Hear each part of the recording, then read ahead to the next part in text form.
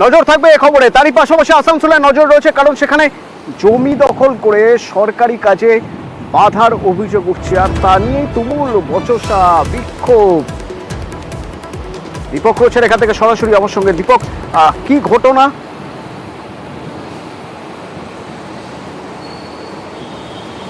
দেখো, স্থানীয় গ্রামবাসীদের দাবি হচ্ছে কি এই জমির মালিকানা তাদের হাতে।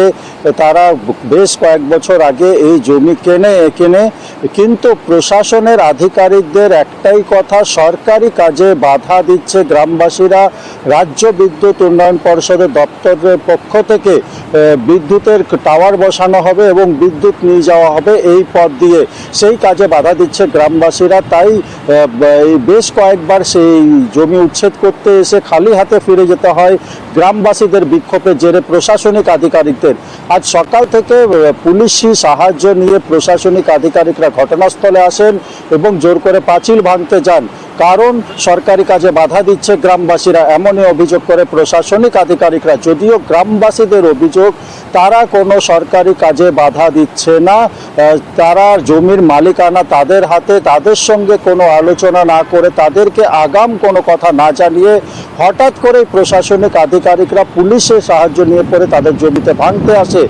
বেশ কিছুটা জমি অংশ তারা কিন্তু পাঁচিল দেওয়া ছিল, সেই পাঁচিল দেওয়া অংশকে ভেঙে দেয়।